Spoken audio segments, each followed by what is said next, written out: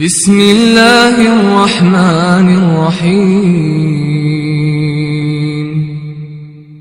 الحمد لله الذي أنزل على عبده الكتاب ولم يجعل له عوجا قيما لينذر بأسا شديدا من لدنه ويبشر المؤمنين الذين يعملون الصالحات أن لهم أجرا حسنا ماكثين فيه أبدا وينذر الذين قالوا اتخذ الله ولدا ما لهم به من علم ولا لآبائهم كبرت كلمة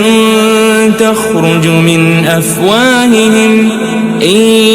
يقولون إلا كذبا فلعلك باخع نفسك على آثارهم إن لم يؤمنوا بهذا الحديث أسفا إنا جعلنا ما على الأرض زينة لها لنبلوهم أيهم أحسن عملا وإنا لجاعلون ما عليها صعيدا جرزا أم حسبت أن أصحاب الكهف والرقيم كانوا من آياتنا عجبا إذ أوى الفتية إلى الكهف فقالوا ربنا آتنا من لدنك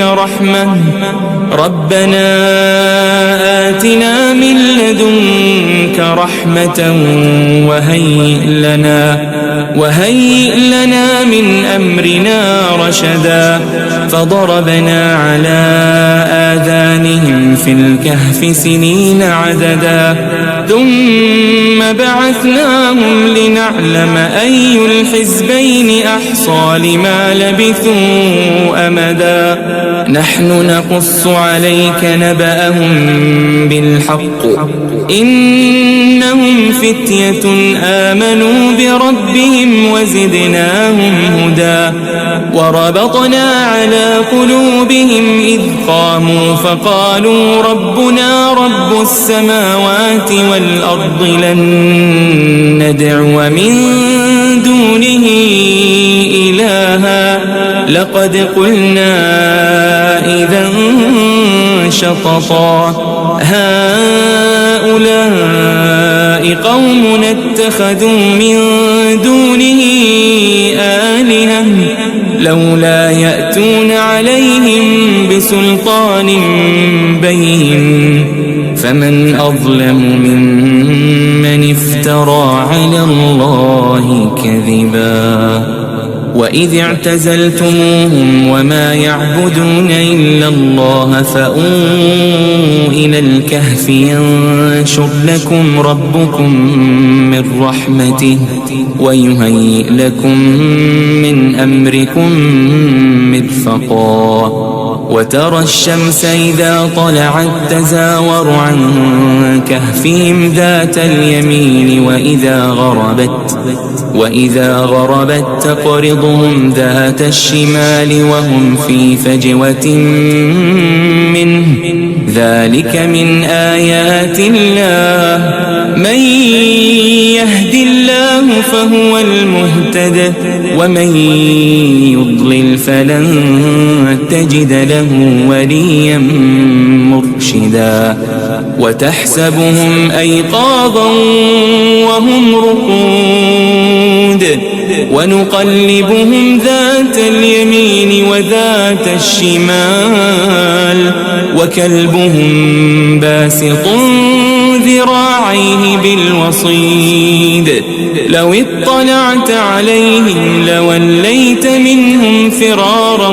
ولملئت منهم رعبا وكذلك بعثناهم ليتساءلوا بينهم قال قائل منهم كم لبثتم قالوا لبثنا يوما أو بعض يوم قالوا ربكم أعلم بما لبثتم فابعثوا أحدكم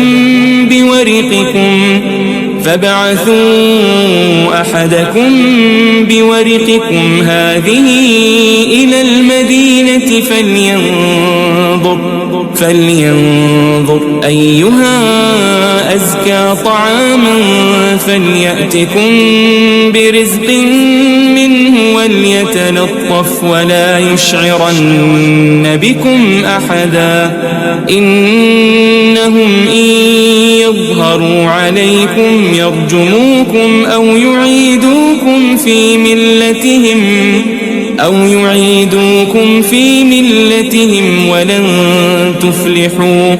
ولن تفلحوا إذن أبدا وكذلك أعثرنا عليهم ليعلموا أن وعد الله حق وأن الساعة لا ريب فيها إذ يتنازعون بينهم أمرهم فقالوا ابنوا عليهم بنيانا ربهم أعلم بهم قال الذين غلبوا على أمرهم لنتخذن عليهم مسجدا سيقولون ثلاثة رابعهم كلبهم ويقولون خمسة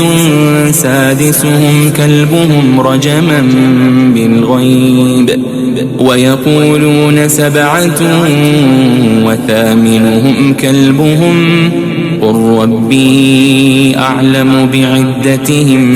ما يعلمهم إلا قليل فلا تمار فيهم إلا مراء ظاهرا ولا تستفت فيهم منهم أحدا ولا تقولن لشيء إني فاعل ذلك غدا إلا أن يشاء الله واذكر ربك إذا نسيت وقل عسى أن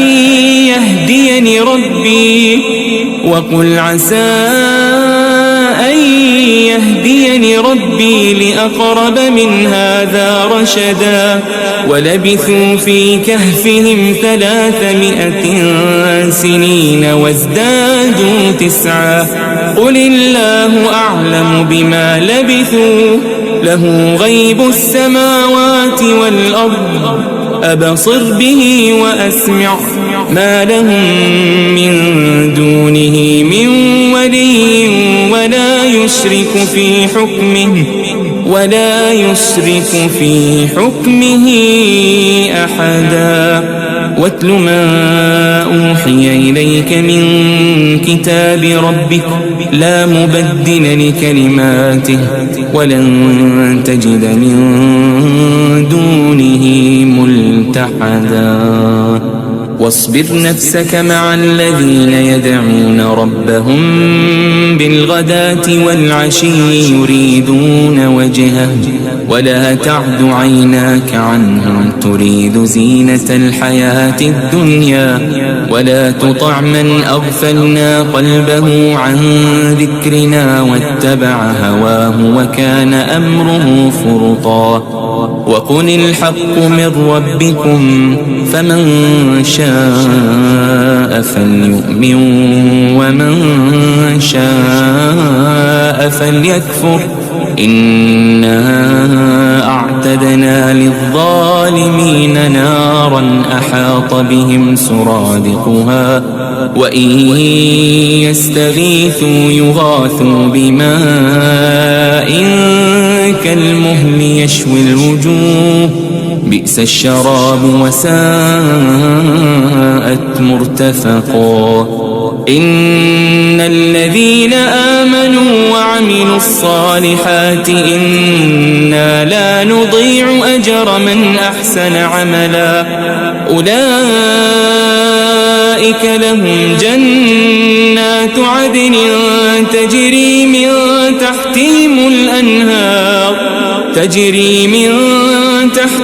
الأنهار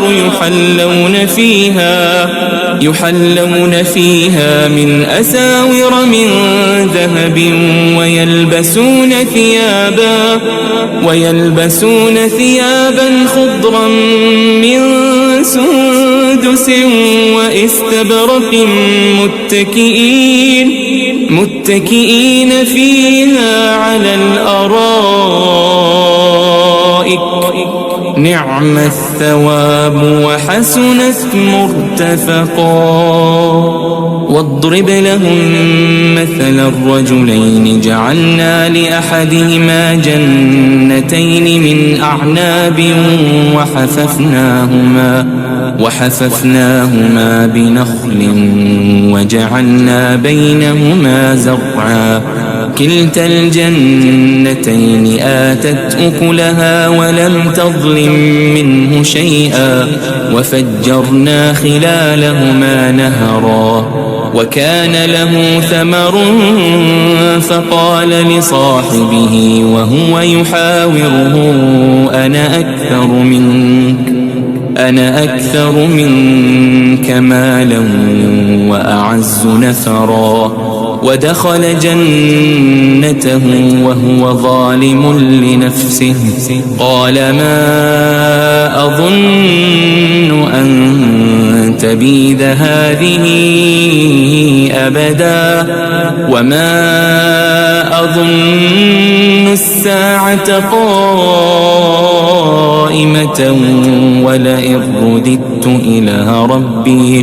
ولئن رددت إلى ربي لأجدن خيرا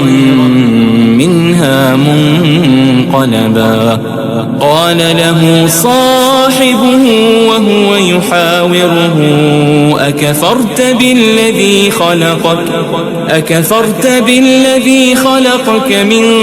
تراب ثم من نطفة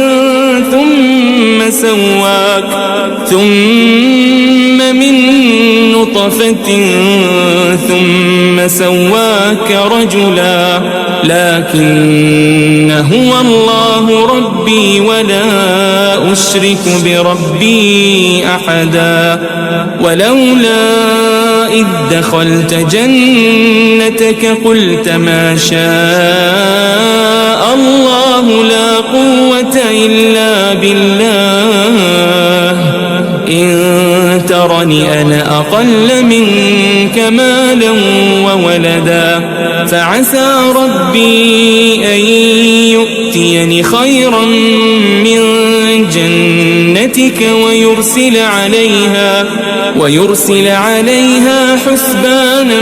من السماء فتصبح صعيدا زلقا أو يصبح ماؤها غورا فلن تستطيع له طلبا وأحيط بثمره فأصبح يقلب كفيه على ما أنفق فيها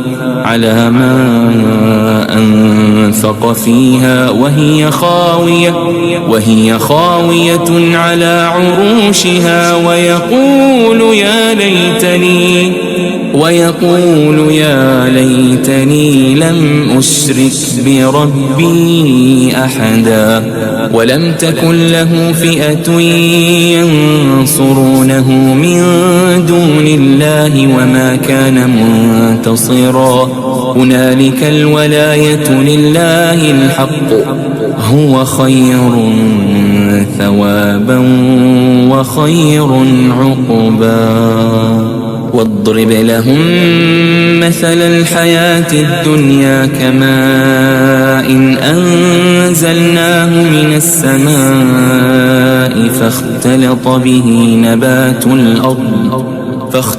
به نبات الأرض فأصبح هشيما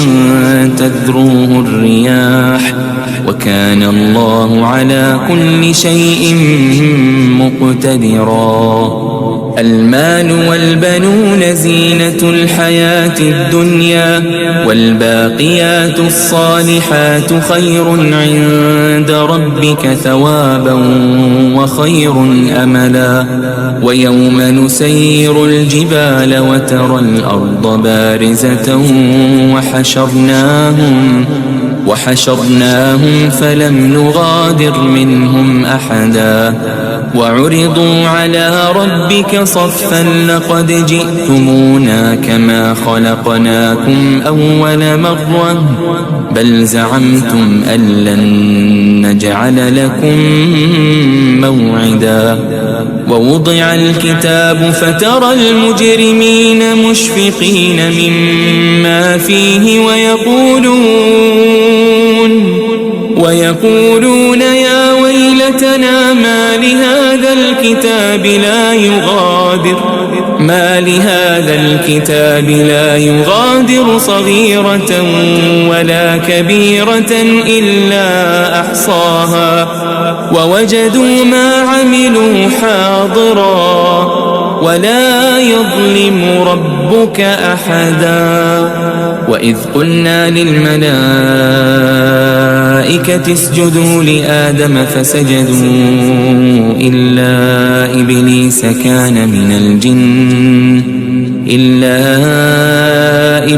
كان من الجن ففسق عن أمر ربه أفتتخذونه وذريته أولياء من دوني وهم لكم عدو بئس للظالمين بدلا. ما أشهدتهم خلق السماوات والأرض ولا خلق أنفسهم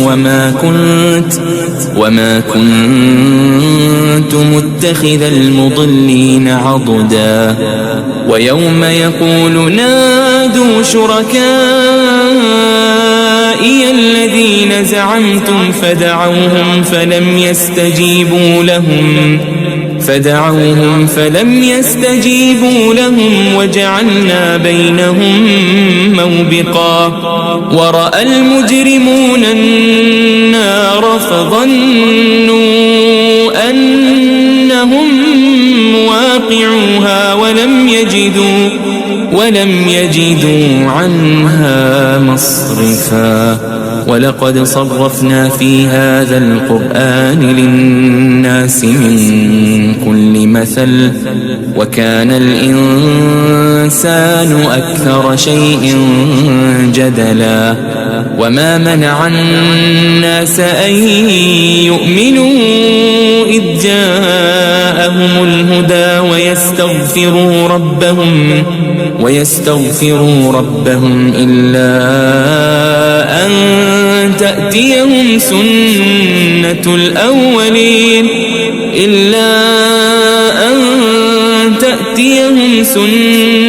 الأولين أو يأتيهم العذاب قبلا.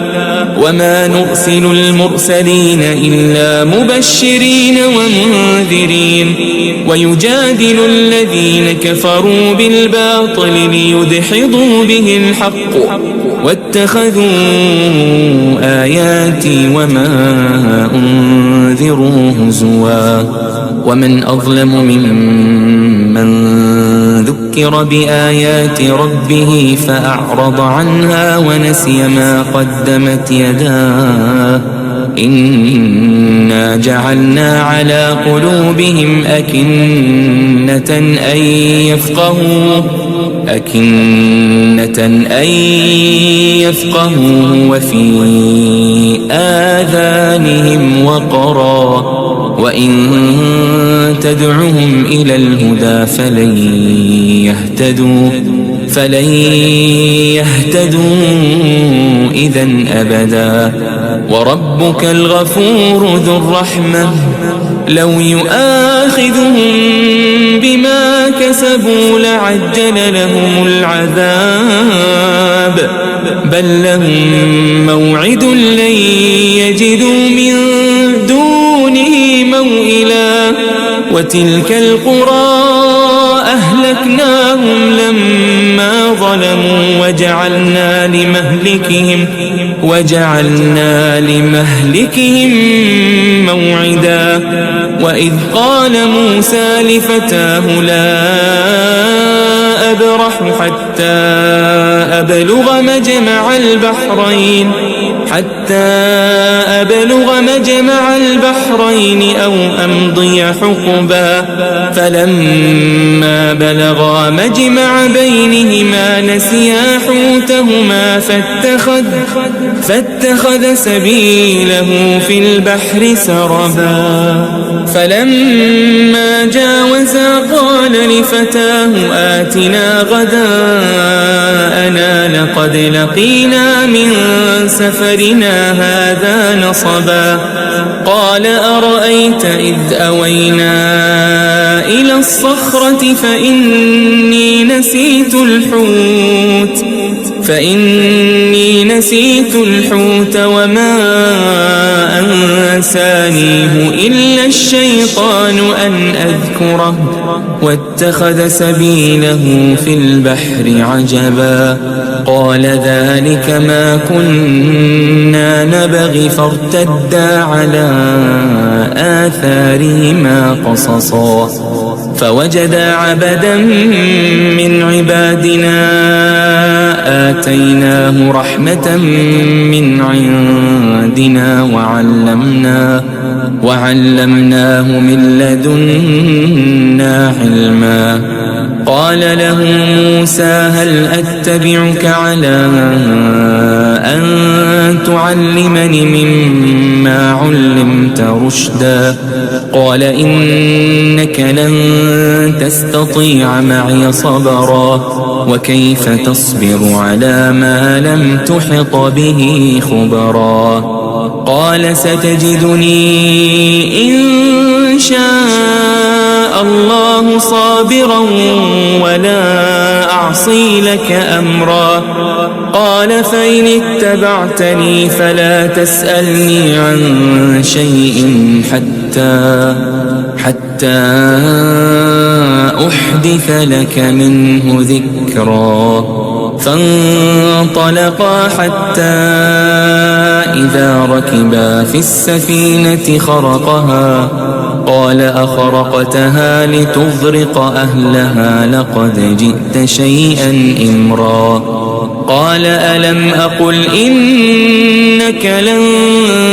تستطيع معي صبرا. قال لا تؤاخذني بما نسيت ولا ترهقني من أمري عسرا. فانطلقا حتى إذا لقيا غلاما فقتله. قال أقتلت نفسا زكية بغير نفس لقد جئت شيئا نكرا. قال ألم أقل لك إنك لن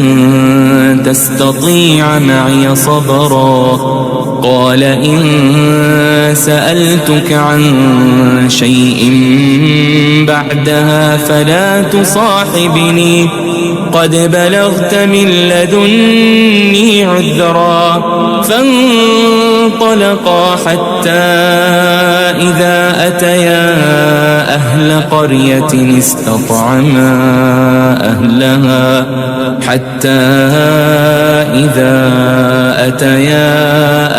قرية استطعما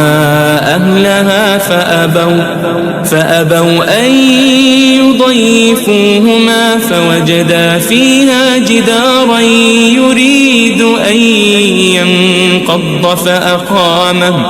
قال لو شئت لاتخذت عليه أجرا. قال هذا فراق بيني وبينك سأنبئك بتأويل ما لم تستطع عليه صبرا أما السفينة فكانت لمساكين يعملون في البحر فأردت أن أعيبها وكان وراءهم ملك يأخذ كل سفينة غصبا وأما الغلام فكان أبواه مؤمنين فخشينا أن يرهقهما طغيانا وكفرا فأردنا أن يبدلهما ربهما خيرا منه زكاة وأقرب رحما وأما الجدار فكان لغلامين يتيمين في المدينة وكان تحته كنز لهما وكان أبوهما صالحا فأراد ربك أن يبلغا أشدهما ويستخرجا كنزهما رحمة من ربك وما فعلته عن أمري ذلك تأويل ما لم تسطع عليه صبرا ويسألونك عن ذي القرنين قل سأتلو عليكم منه ذكرا إنا مكنا له في الأرض وآتيناه من كل شيء سببا فأتبع سببا حتى إذا بلغ مغرب الشمس وجدها تغرب في عين حمئة ووجد عندها قوما قلنا يا ذا القرنين إما أن تعذب وإما أن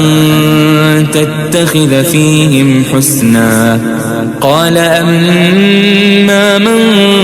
ظلم فسوف نعذبه ثم يرد إلى ربه فيعذبه عذابا نكرا وأما من آمن وعمل صالحا فله جزاء الحسنى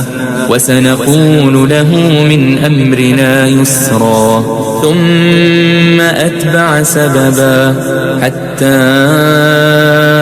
إذا بلغ مطلع الشمس وجدها تطلع على قوم لم نجعل لهم من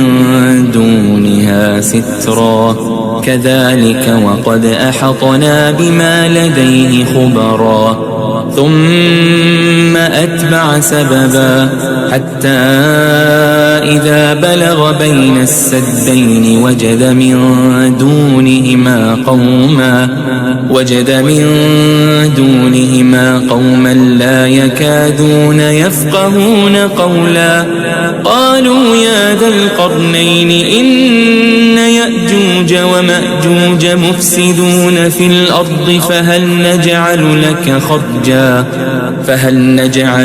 خرجا على أن تجعل بيننا وبينهم سدا قال ما مكني فيه ربي خير فأعينوني بقوة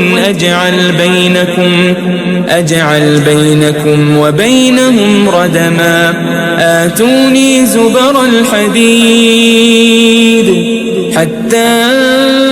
إذا ساوى بين الصدفين قال انفخوا حتى إذا جعله نارا قال آتوني أفرغ عليه قطرا فما استطاعوا أن يظهروه وما استطاعوا له نقبا قال هذا رحمة من ربي فإذا جاء وعد ربي جعله دكا وكان وعد ربي حقا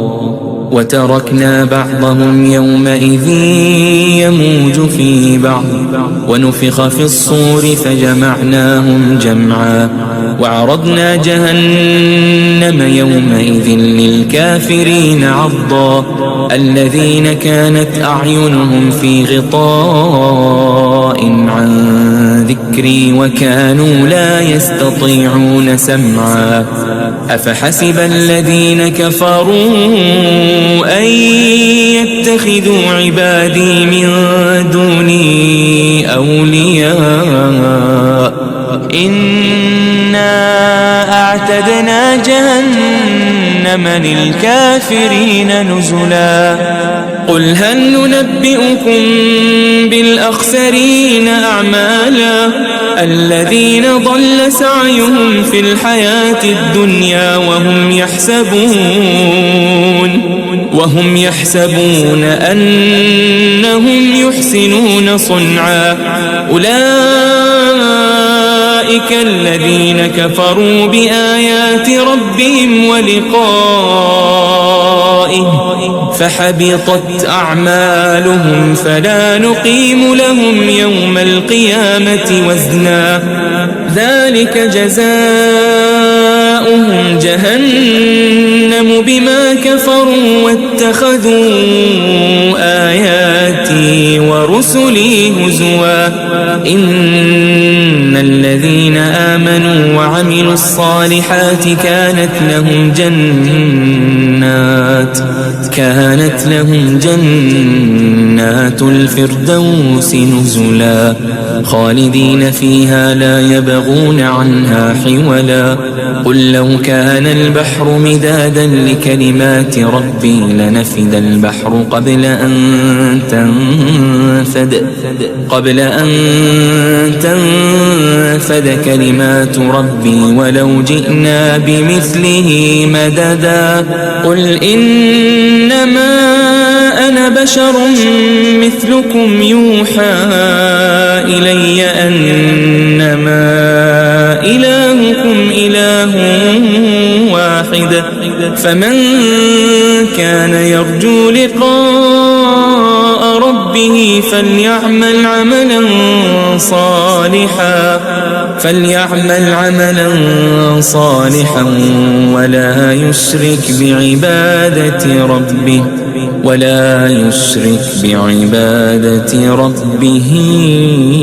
أحدا.